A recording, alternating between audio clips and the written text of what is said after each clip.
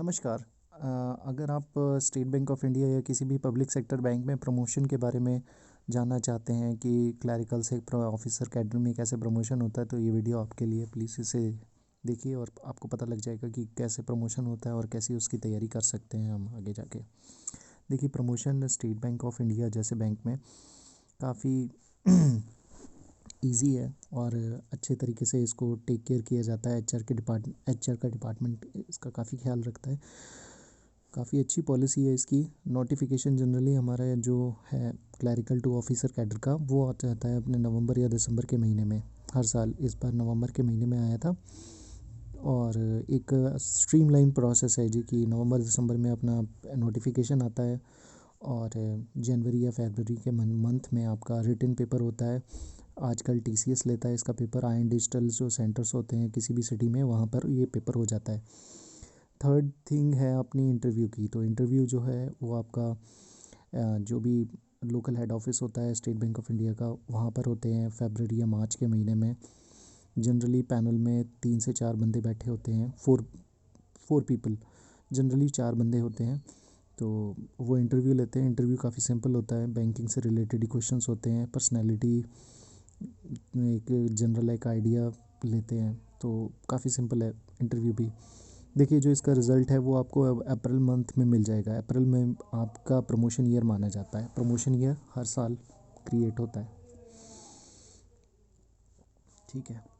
इसके बाद आती है हमारी बात promotion from clerical to officer cadre किस किस चैनल के थ्रू होता है। तो देखिए, मेन 3 चैनल्स हैं। ट्रेनी ऑफिसर का चैनल है, मेरिट चैनल का, और एक नॉर्मल कम सीनियरिटी का।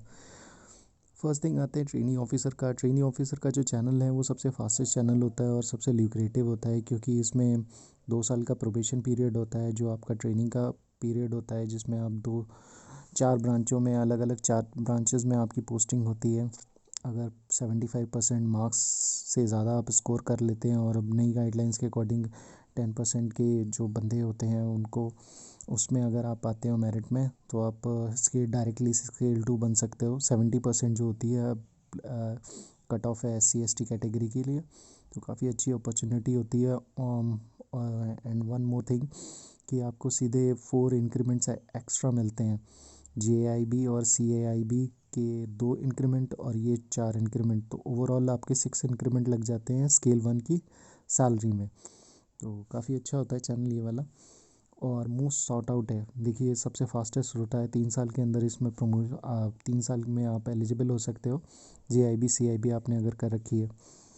देखिए, सेकंड चैनल आता है अपना मैरिज चैनल, जिसके लिए आपको ओवरऑल सर्विस चाहिए होती है 5 साल की। इसका फ़ायदा ये है इस चैनल का कि अगर आप अपने घर से ज़्यादा दूर नहीं जाना चाहते हो, तो आपके सेम रीजन में आपकी पोस्टिंग हो सकती है। AO सेम रहता है, जो भी आपका जोनल ऑफिस है उसका सेम रहता है।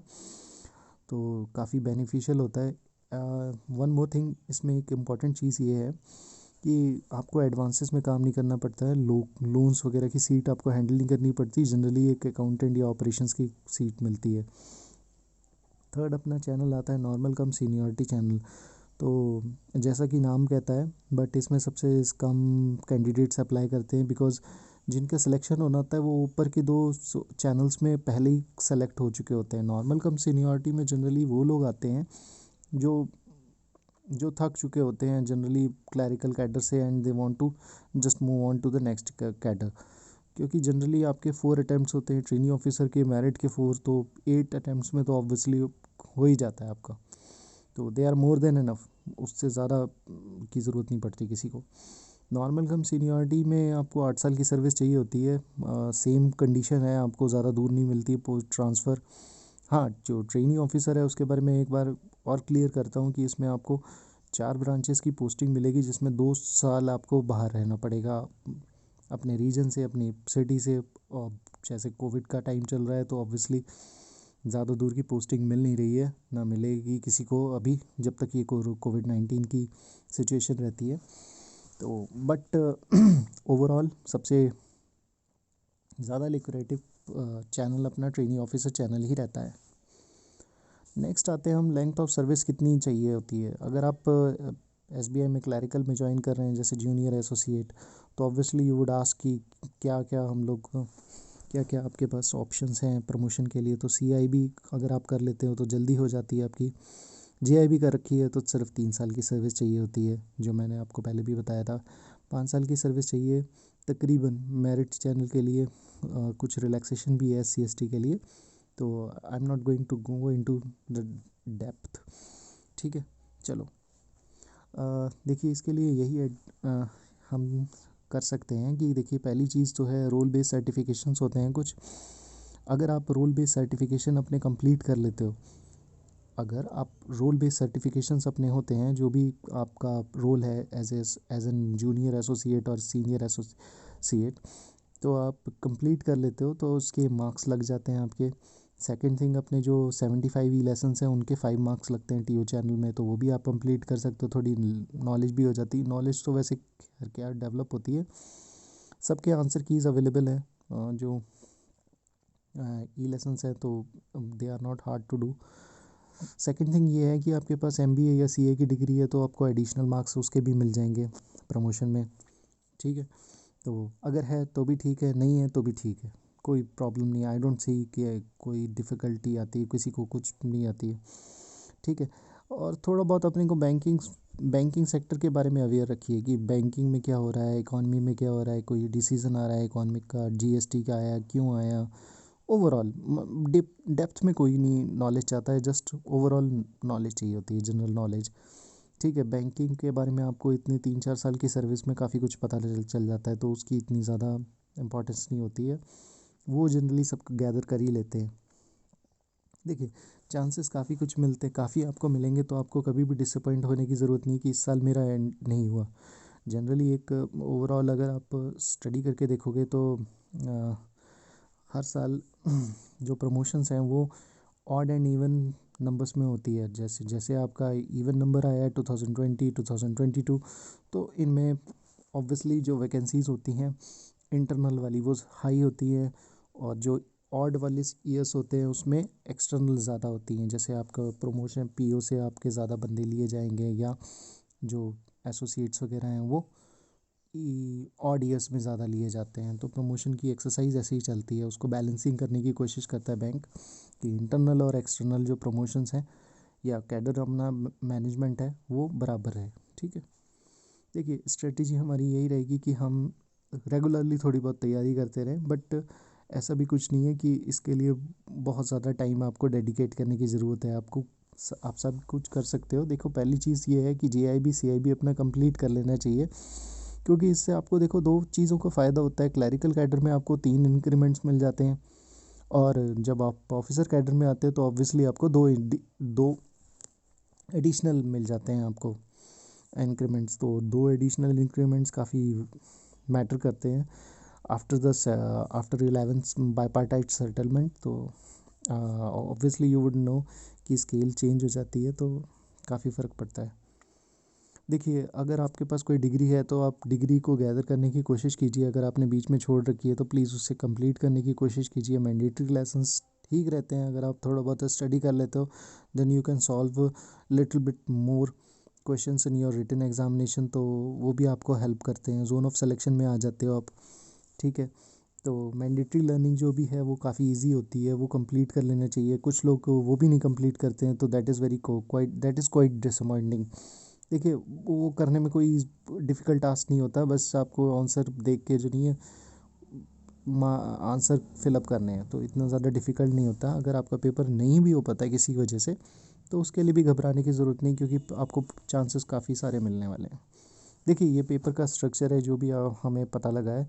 तो देखिए इसमें जो मेन कंसर्न है बैंक का, तो उस पे सारी चीज़ें कवर की जाती हैं। कस्टमर ग्रीवेंसेस एंड विजिलेंस से रिलेटेड जो इश्यूज होते हैं उसके 5-5 क्वेश्चंस आते हैं। एक सिचुएशन होती है कि जैसे XYZ बंदा है, उसने एक चेक प्रेजेंट किया नॉन होम ब्रांच में 10 लाख रुपीज़ का, तो कस्टमर एसोसिएट को उसकी पेमेंट करनी चाहिए या नहीं करनी चाहिए। नॉन होम ब्रांच है तो कांटेक्ट कैसे करेगा। अ, तो ऐसे टाइप के क्वेश्चंस होते हैं जिसमें आपको विजिलेंस भी रखनी होती है, और ये भी ख्याल रखना होता है कि कस्टमर दुखी ना हो। ठीक है,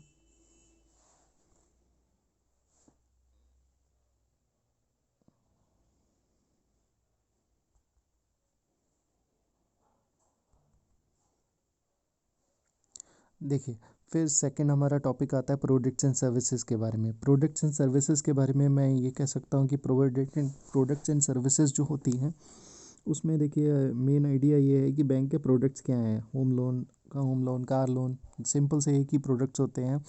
कुछ क्रॉस सेलिंग के प्रोडक्ट्स होते हैं जैसे म्यूचुअल फंड्स हो गए, तो उनके बारे में थोड़ा बहुत पूछते हैं। जो क्वेश्चंस होते हैं वो काफ़ी सिचुएशन बेस्ड होते हैं। सपोज़ कि अगर किसी की एज 25 ईयर्स है तो हम उसे कौन सा प्रोडक्ट ऑफ़र कर सकते हैं, that is a quite different thing कि उसका यूएसपी क्या लगेगा।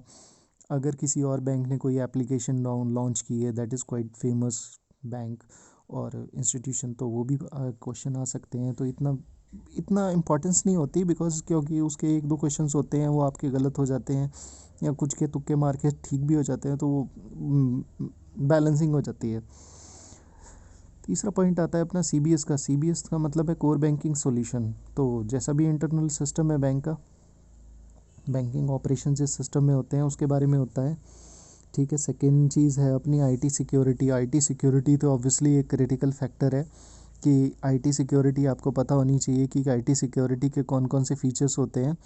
तो इसका वेटेज 15 मार्क्स का होता है। एटीएम, आईएनबी और योनो डिजिटल प्लेटफॉर्म्स हैं, इनके बारे में क्वेश्चंस होते हैं कि लिमिट्स क्या होती हैं, कैसे ट्रांजैक्शंस किए जा सकते हैं, कैसे सेफ गार्ड किया जा सकता है किसी कस्टमर को। देखिए बैंकिंग से एनवायरनमेंट से रिलेटेड जैसे आरबीआई की कोई गाइडलाइन आई है या केवाईसी से रिलेटेड कोई इशू है तो उसके बारे में कुछ क्वेश्चंस आ सकते हैं। उसके बाद अपना आता है financial results. Financial results obviously you would know कि हर एक बैंक अपने डिक्लेयर करता है क्वार्टरली एंड एनुअली। तो जो भी लेटेस्ट आपके रिजल्ट्स आए हैं वो आपको नेट पे भी मिल जाएंगे, साइट पे भी, हमारी साइट चैनल पे भी ऑब्वियसली आपको मिल जाएंगे। जैसा कि आपको बताया जाएगा तो वो आपको अवेल करा देंगे। तो उसकी स्टडी कर सकते हो कि एनपीए का रेशियो कितना रहा था, कितना डिफरेंस आया है, कितना बैंक का टारगेट है। 20 मार्क्स का एक ऐसे राइटिंग का पेपर होता है, उसमें आपको 50% से ज़्यादा स्कोर करना होता है। तो SC ST के लिए कुछ थोड़ी सी रिलैक्सेशन होती है। ओवरऑल आपको 60 to 65% स्कोर करना पड़ता है इस पेपर में। अगर आप सिलेक्शन लेना चाहते हो तो obviously you would need 70 to 80% marks to secure a position in selection. ठीक है। तो ये वाला पेपर का स्ट्रक्चर हो गया हमारा। ये सारा का सारा MCQ बेस्ड होता है आपका। और अगर आप मैरिट चैनल की बात करेंगे तो इसमें से थोड़ी बहुत चीज़ें आपको हटानी पड़ेंगी, अदरवाइज़ पेपर उसका भी सेम होता है। जैसे ये रिटन जो इंग्लिश के लेटर राइटिंग ऐसे राइटिंग होती है वो अवेलेबल नहीं होती है। इंग्लिश में कुछ पैसेजेस आते हैं, उसमें आपकी राइटिंग स्किल्स चेक करनी होती है, तो वो आप ऑब्वियसली कर ही लोगे। देखिए इसमें दो चीज़ें हैं मेन रिटन के पार्ट में। अगर आप तीनों में से किसी भी चैनल के थ्रू अपीयर होने वाले हो, देखो स्टैटिक नॉलेज आपको चाहिए और एक करंट नॉलेज चाहिए। जैसे एग्जांपल बता देता हूँ, जैसे static knowledge that is not going to change, कि अगर आरबीआई किस सेक्शन के अंदर बैंकिंग को गवर्न करता है तो वो सेक्शन चेंज नहीं होगा over a long period of time. Obviously they can change, but over a long period of time they are not going to change. तो वो स्टैटिक पार्ट हो गया। सेकंड थिंग आ गई करंट अफेयर्स। करंट इवेंट्स या dynamic part जो है वो जैसे हो गया आपका NFC इनेबल्ड कार्ड आया तो वो किस टेक्नोलॉजी पे काम करते हैं, और कई ऐसे क्वेश्चंस होते हैं जो करंट एनवायरनमेंट में चल रहे होते हैं उसके बारे में होता है। तो इसके बारे में हम लोग सीरीज़ शुरू करने की कोशिश करेंगे ताकि आपकी हेल्प हो सके, आप साथ साथ इसकी प्रिपरेशन कर सकें और सुन के थोड़ा बहुत समझ सकें। तो स्टैटिक वन लाइनर्स की तैयार करने की कोशिश करेंगे, एक सीरीज़ होगी। सेकंड थिंग हम करंट वन लाइनर की भी एक सीरीज़ करने की कोशिश करेंगे।